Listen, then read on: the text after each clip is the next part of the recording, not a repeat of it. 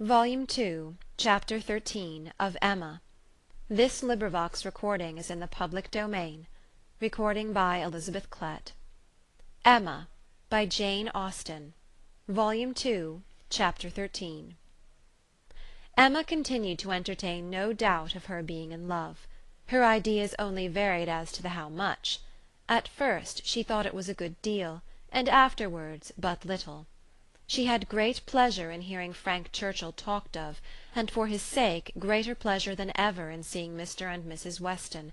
She was very often thinking of him, and quite impatient for a letter, that she might know how he was, how were his spirits, how was his aunt, and what was the chance of his coming to Randalls again this spring.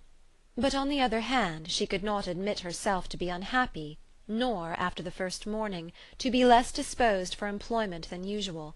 She was still busy and cheerful, and pleasing as he was, she could yet imagine him to have faults; and farther, though thinking of him so much, and, as she sat drawing or working, forming 1,000 amusing schemes for the progress and close of their attachment, fancying interesting dialogues, and inventing elegant letters, the conclusion of every imaginary declaration on his side was that she refused him. Their affection was always to subside into friendship. Everything tender and charming was to mark their parting, but still they were to part. When she became sensible of this, it struck her that she could not be very much in love, for in spite of her previous and fixed determination never to quit her father, never to marry, a strong attachment certainly must produce more of a struggle than she could foresee in her own feelings. "I do not find myself making any use of the word sacrifice," said she. "In not one of all my clever replies, my delicate negatives, is there any allusion to making a sacrifice. I do suspect that he is not really necessary to my happiness. So much the better. I certainly will not persuade myself to feel more than I do. I am quite enough in love. I should be sorry to be more." Upon the whole she was equally contented with her view of his feelings. "He is undoubtedly very much in love. Everything denotes it. Very much in love indeed. And when he comes again, if his affection continue, I must be on my guard not to encourage it. It would be most inexcusable to do otherwise, as my own mind is quite made up. Not that I imagine he can think I have been encouraging him hitherto. No, if he had believed me at all to share his feelings, he would not have been so wretched. Could he have thought himself encouraged, his looks and language at parting would have been different. Still, however, I must be on my guard. This is in the supposition of his attachment continuing what it now is. But I do not know that I expect it will. I do not look upon him to be quite the sort of man. I do not altogether build upon his steadiness or constancy. His feelings are warm, but I can imagine them rather changeable. Every consideration of the subject, in short, makes me thankful that my happiness is not more deeply involved. I shall do very well again after a little while, and then it will be a good thing over, for they say everybody is in love once in their lives, and I shall have been let off easily." When his letter to Mrs. Weston arrived, Emma had the perusal of it, and she read it with a degree of pleasure and admiration which made her at first shake her head over her own sensations, and think she had undervalued their strength. It was a long, well-written letter, giving the particulars of his journey and of his feelings, expressing all the affection, gratitude, and respect which was natural and honourable, and describing everything exterior and local that could be supposed attractive, with spirit and precision. No suspicious flourishes now of apology or concern. It was the language of real feeling towards Mrs. Weston, and the transition from Highbury to Enscombe, the contrast between the places in some of the first blessings of social life, was just enough touched on to show how keenly it was felt, and how much more might have been said but for the restraints of propriety. The charm of her own name was not wanting.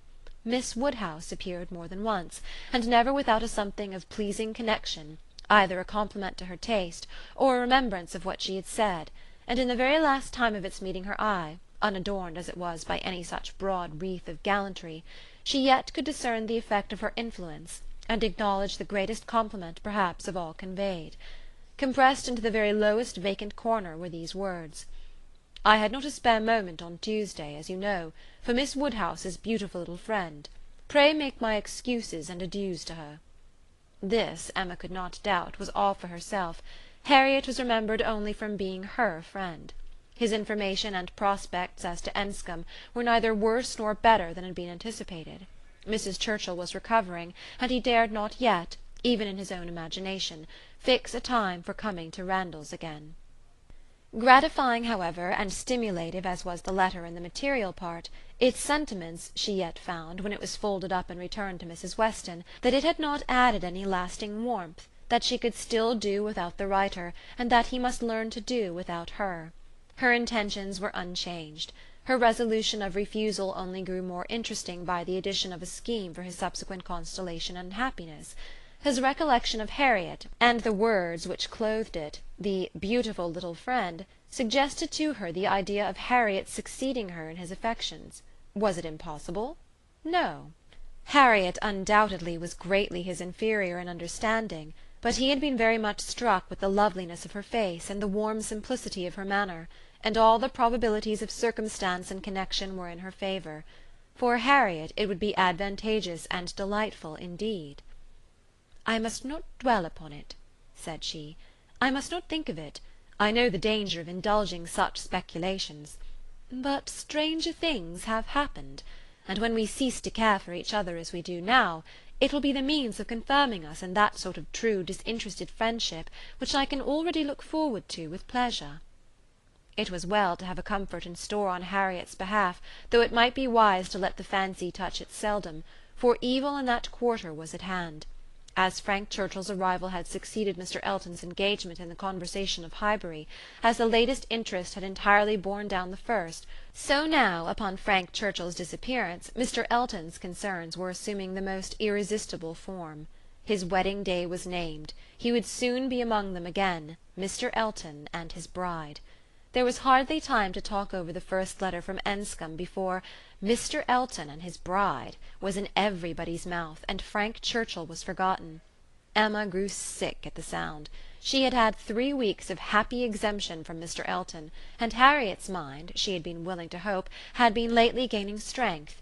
With Mr. Weston's ball in view at least, there had been a great deal of insensibility to other things, but it was now too evident that she had not attained such a state of composure as could stand against the actual approach, new carriage, bell ringing, and all. Poor Harriet was in a flutter of spirits which required all the reasonings and soothings and attentions of every kind that Emma could give. Emma felt that she could not do too much for her, that Harriet had a right to all her ingenuity and all her patience. But it was heavy work to be for ever convincing without producing any effect, for ever agreed to without being able to make their opinions the same. Harriet listened submissively and said, "It was very true. It was just as Miss Woodhouse described. It was not worth while to think about them, and she would not think about them any longer." But no change of subject could avail, and the next half-hour saw her as anxious and restless about the Eltons as before. At last Emma attacked her on another ground. "Your allowing yourself to be so occupied and so unhappy about Mr. Elton's marrying Harriet is the strongest reproach you can make me. You could not give me a greater reproof for the mistake I fell into. It was all my doing, I know. I have not forgotten it, I assure you. Deceived myself, I did very miserably deceive you, and it will be a painful reflection to me for ever. Do not imagine me in danger of forgetting it." Harriet felt this too much to utter more than a few words of eager exclamation.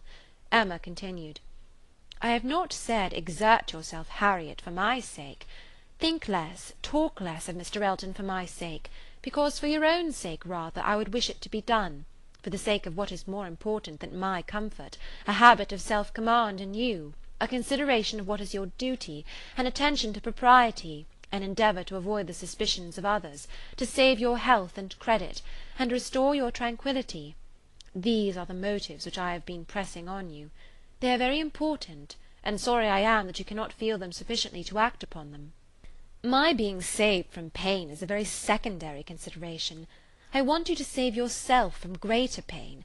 Perhaps I may sometimes have felt that Harriet would not forget what was due, or rather what would be kind by me." This appeal to her affections did more than all the rest. The idea of wanting gratitude and consideration for Miss Woodhouse, whom she really loved extremely, made her wretched for a while, and when the violence of grief was comforted away, still remained powerful enough to prompt to what was right and support her in it very tolerably. "You, who have been the best friend I ever had in my life, Want gratitude to you? Nobody is equal to you. I care for nobody as I do for you. Oh, Miss Woodhouse, how ungrateful I have been!" Such expressions, assisted as they were by everything that look and manner could do, made Emma feel that she had never loved Harriet so well, nor valued her affection so highly before. "There is no charm equal to tenderness of heart," said she afterwards to herself. "There is nothing to be compared to it. Warmth and tenderness of heart, with an affectionate open manner, will beat all the clearness of head in the world for attraction, I am sure it will. It is tenderness of heart which makes my dear father so generally beloved, which gives Isabella all her popularity. I have it not, but I know how to prize and respect it. Harriet is my superior in all the charm and all the felicity it gives. Dear Harriet, I would not change you for the clearest headed, longest sighted, best judging female breathing. Oh, the coldness of a Jane Fairfax! Harriet is worth 100 such. And for a wife, a sensible man's wife, it is invaluable. I mention no names, but happy the man who changes Emma for Harriet. End of Chapter 13.